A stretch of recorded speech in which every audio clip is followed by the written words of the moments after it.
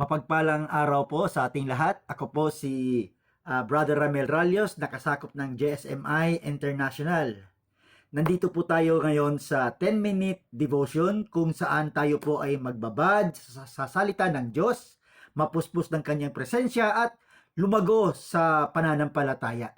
Sabi po sa Awit chapter 119 verse 105, ang iyong salita ay ilawan sa aking mga paa at liwanag sa aking landas. Samahan po ninyo kami sa maikli ngunit makapangyarihang pagbubulay-bulay ng salita ng Diyos. Magsimula na po tayo. Buksan po natin sa opening prayer. Father God in heaven, Lord, salamat po sa banal na pagkakataon na ipinagkaloob mo po sa amin sa ibinigay mong pribilehiyo na makapagpahayag na iyong salita. Samahan niyo po kami, O Diyos, sa aming gawain na ito. Nawa po ay mapuspos ng iyong banal na espiritu ang bawat nakikinig sa iyo pong salita. Ikaw po ang manguna, ikaw ang mapupurihan. In Jesus' name, Amen and Amen. Ang ating pong topic for today is unahin ang Diyos. Unahin ang Diyos. Putting God first. Naisip nyo na ba na pilit mong hinahabol sa buhay ang iyong mga gusto?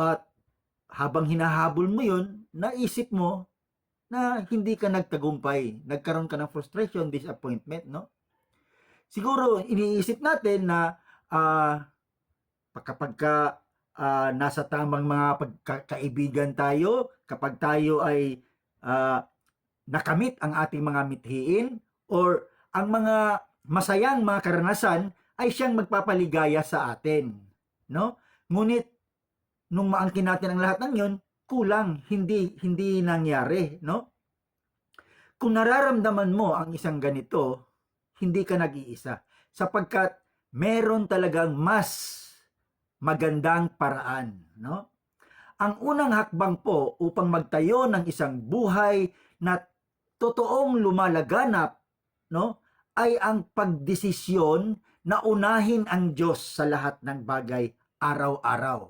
So, bakit po napaka-importante nito, Sapagkat kung anuman ang pinanghahawakan ninyong pag-asa, yun ang humahawak sa ating puso, Kapag hinahabol natin ang mga bagay na hindi tumatagal, Halimbawa, yung katagumpayan dito sa mundo, yung kasikatan natin, pagdating ng panahon, mabibigo po tayo, Ngunit kapag inuna natin ang Diyos, if we prioritize God, lahat ng bagay sa buhay will fall into proper places. Kapag inuna natin ang Diyos, lahat ng mga bagay na yan ay talagang mailalagay na lang sa mga tamang lugar sa ating buhay.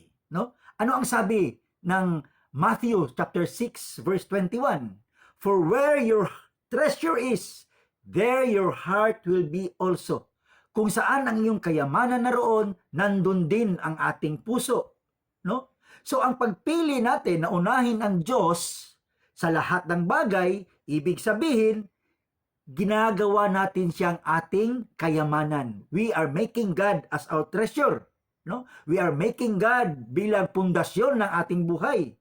Hindi po madali, ngunit napaka-importante po nito, itong desisyon na ito, hindi madali, pero ito yung desisyon na pinaka-importante nating gawin.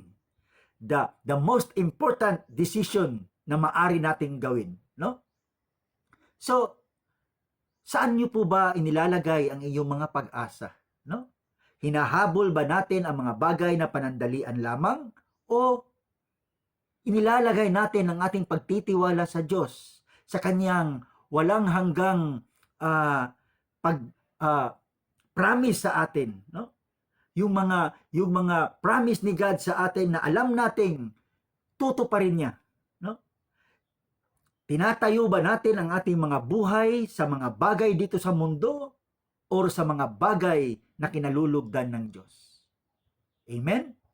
So, yun po, nawa po ay meron tayong natutunan ngayong araw na ito. Isara na po natin sa panalangin. Father God in heaven, Lord, marami pong salamat sa mensahe na iyong pinagkaloob po sa bawat isa. Nawa po ito ay magiging katulad ng isang binhi na naitanim sa aming mga puso, O God. Ito ay mamunga at makita sa araw-araw naming pamumuhay. Salamat po, O Diyos, sa pinagkaloob mong biyaya araw-araw. Salamat po, O Diyos, sa patuloy na pagbibigay ng iyo pong provision sa bawat isa. Nawa po ay patuloy niyo po kaming gabayan, ingatan. In Jesus' name, amen and amen. Amen. So, no? Maraming salamat po sa pagsama sa amin dito sa GSMI International online devotion. Naway ang salita ng Diyos ay patuloy na maging gabay at kalakasan sa inyong buhay. Huwag po kalimutang samahan kaming muli sa ating 10-minute devotion tuwing linggo po ng gabi. At ibahagi po ito sa iba upang sila rin po ay mapagpala. Pagpalain po kayo ng Panginoon at magkita-kita po tayong muli sa susunod na linggo. God bless us all. Amen.